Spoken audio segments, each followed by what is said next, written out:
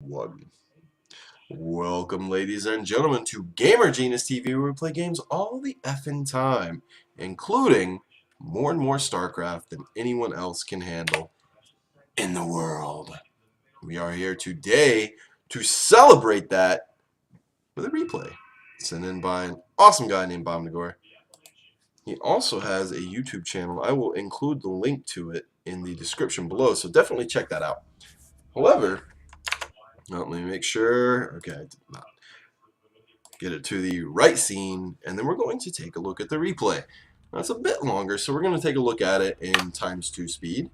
But other than that, we're going to get started. Up in the top left-hand corner of Frost, we have the one, the only AmyHarland from EIG. Now, if you don't know what that means, don't feel bad, because neither do I. But in the bottom right-hand corner of Frost, we have the blue Protoss. The one, the only, our hero, Bomdagor. Alright, so we see the early chrono going down on the probes, which is always good. It's always good to have probes being chronoed out for more and more economy. I am a very greedy StarCraft 2 player. I love me some economy. We have the scout checking around, and now we see down at the front the first pylon being dropped and a gateway first. Now, this looks like a Forge Fast expand to any self-respecting Zerg player. However, because I know this player, I know that this is not what it seems, and you will see this shortly as the first Zealot is being produced before the Nexus even starts.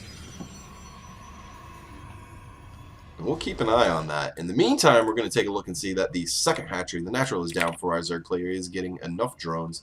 The pool is finished already. We might see gas soon. He's still looking for our player, for our Protoss player, trying to find out what's going on. He still doesn't know, so he's just playing it kind of safe right now, getting queens ready, getting his production ready, and just holding off on gas in that third until he can see what's going on.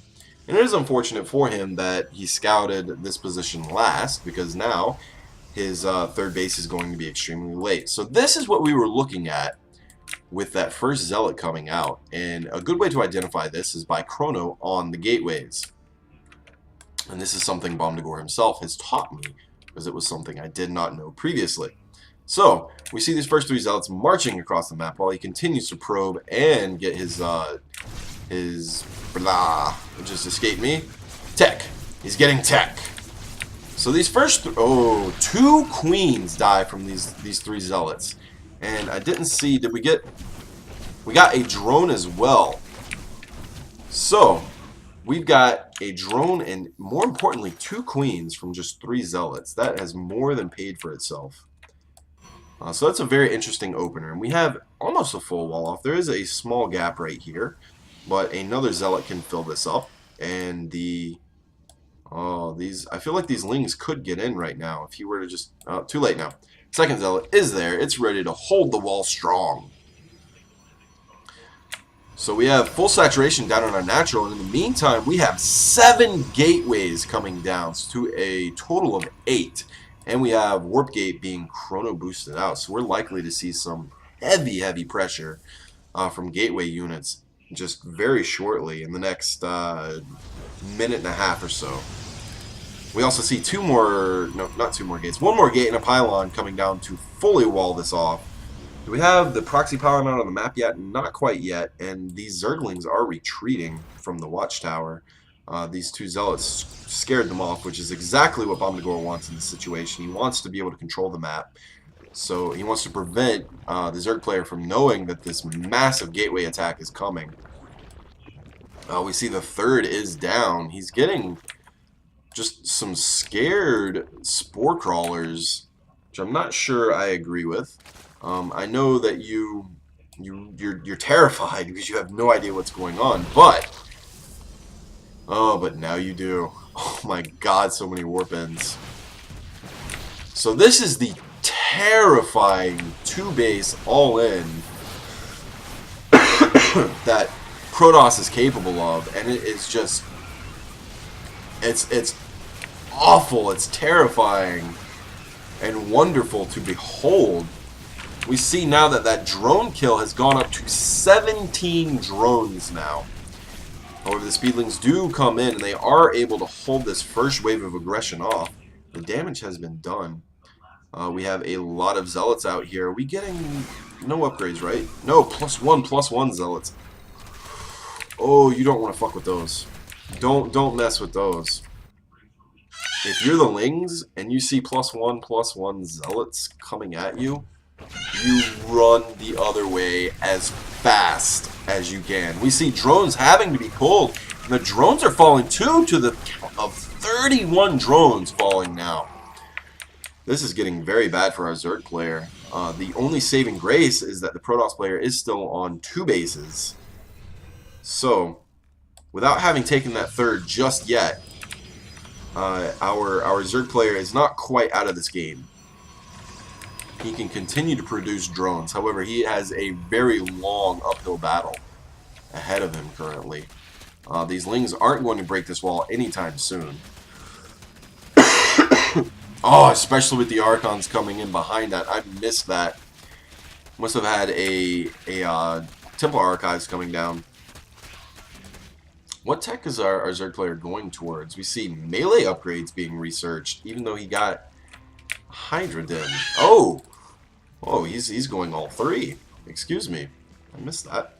And a ninja base, too. Wow. So, a lot of Hydras, and I'm assuming he wants to get a lot of Lings as well. Alright, so Bomdagor is forced to take down his wall so that he can get out now. And we may see him try to expand. We see the probe coming out now. It looks like he's going to be wanting to take that third. There you see it. The mothership core is already out, fully charged of energy. It can drop that photon overcharge at a moment's notice. Well, once this base is finished, it can drop it here. So that base is fairly well protected, especially with the +1/+1 Zealots able to hold off the Lings. We see a big wall coming down, however. There's no Lings going to break this wall. Not with this many cannons backing it. That's just not happening. However, so basically what that does is funnel them up through this ramp here, where he can focus his army and keep the Zerg back. And he's going to have, we're researching Storm. We do have Storm coming out. We also have Colossi coming out. This is getting so scary. Hive is coming down, however. Got Hive coming down. However, we're on minimal upgrades with our Zerg player. I'm not sure how I feel about this. It just doesn't feel like it's going to go very well. Drones are being transferred out to our ninja base. And creep spread is okay.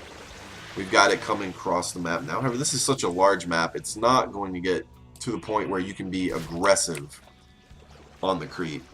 Creep is going to stand for defensive purposes only so far in this match, unless it goes very, very late.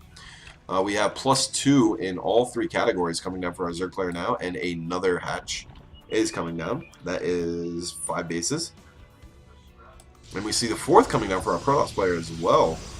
These 2 players are getting ready to ramp up all the tech. They want to get up to the late game. We may even see some Stargates coming down from the Protoss player eventually. We have a lot of probes, however, stuck on this base because that 4th wasn't made quite soon enough. However, it is done now. It is fairly well protected with cannons. There's not going to be any Ling run-bys. Do a lot of damage right here. But we do see him finally transferring these probes over. And this group of Hydra, this hit squad, is marching across the map. They want to get some damage done. Whether or not they will be able to, I am not certain. The Protoss player's army is fairly out of position, however. We could have a quick snipe. It's a fairly small ramp. He may be able to get over there in time to cut down some of those forces with force fields and the AoE of the Colossi. We got, what, 5 Colossi here? Ooh, those are gross. 7 Colossi now. And we have a few High Templars. I said a few. It did not mean a few.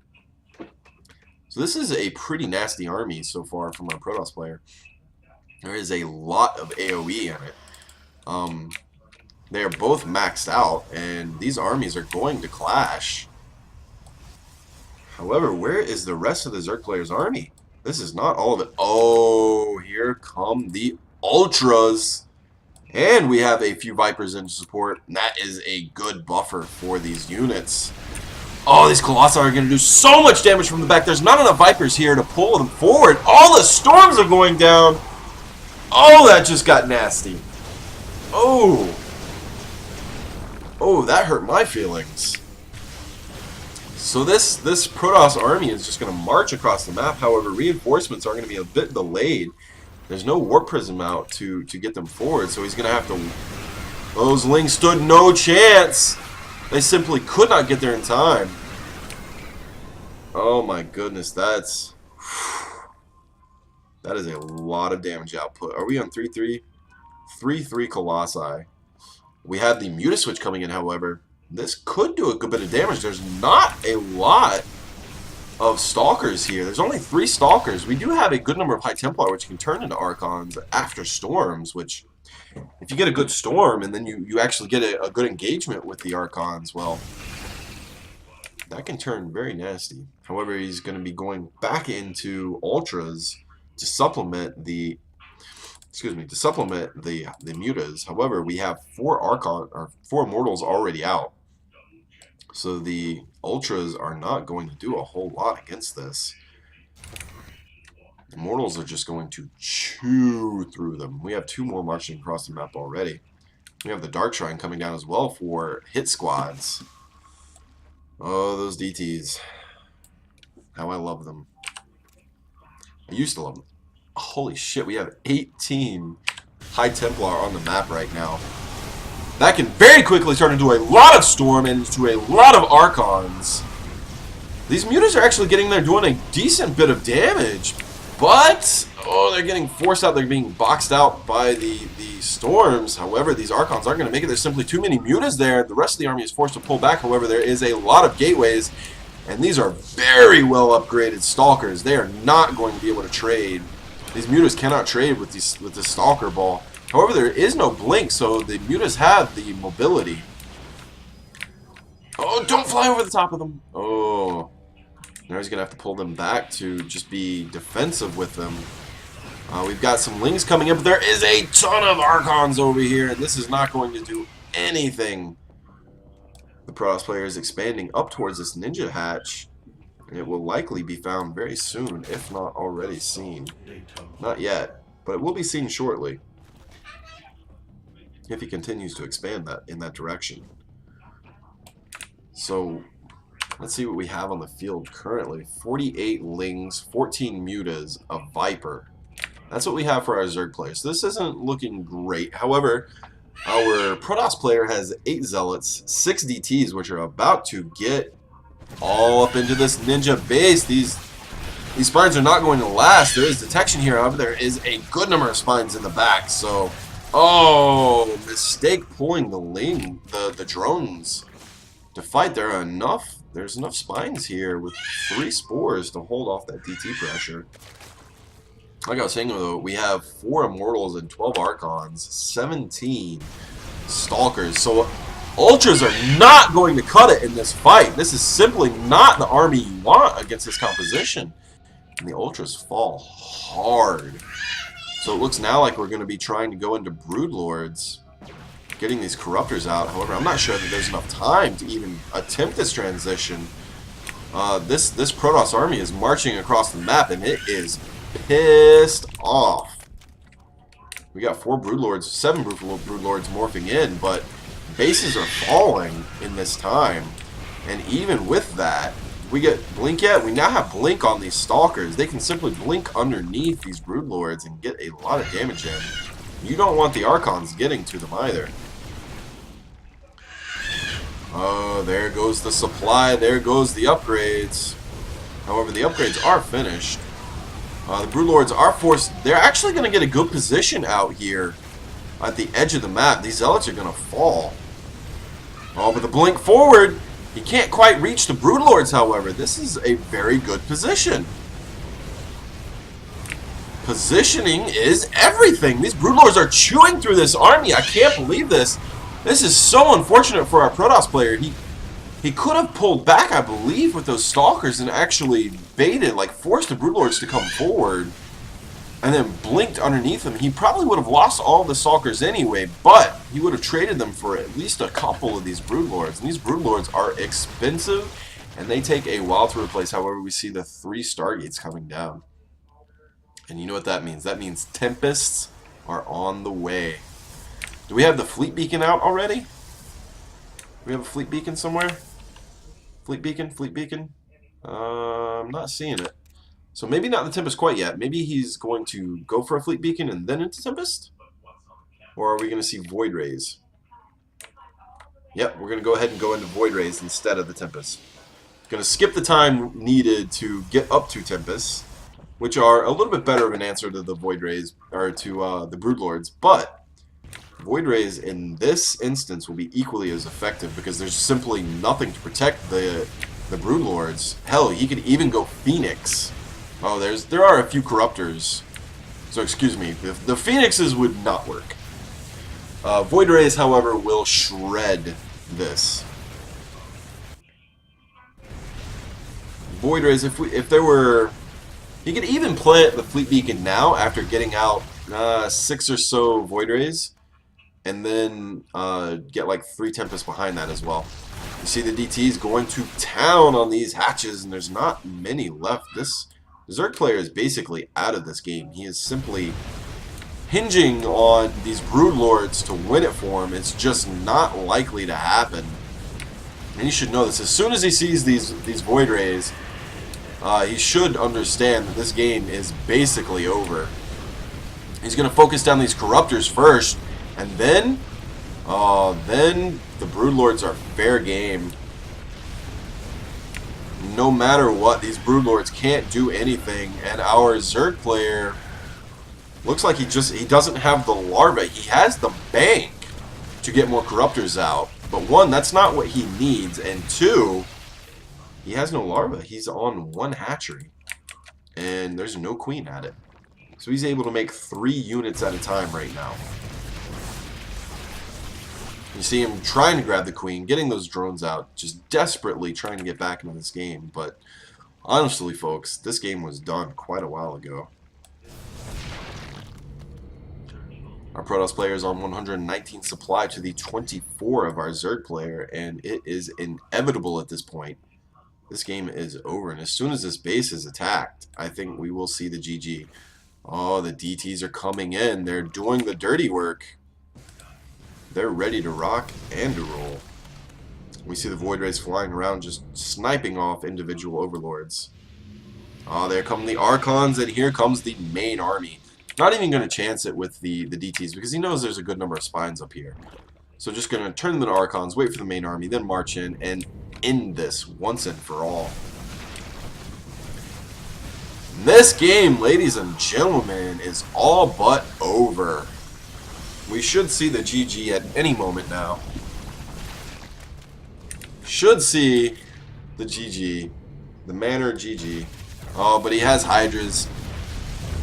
He has a handful of Hydras trying to win him this game. However, as soon as these 2 armies meet, then it will be GG. These Hydras are picking off the probes. They're going to take down this Nexus, but at this point, it simply doesn't matter. If these 2 armies were to meet, the Hydras lose, just flat out. Are done. So we're in a low econ game at this point. Basically no production from either player, and these Hydras are trapped. They have good high ground position, but it doesn't matter. There's just not enough.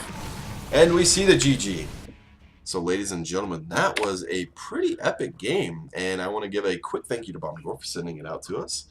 And ladies and gentlemen, if you haven't already, hit that subscribe button down below. Go check out Bomdagor's site, or his YouTube channel as well. Again, that link will be in the description below. And ladies and gentlemen, thank you for tuning into GamerGenusTV. Check me out on Twitch.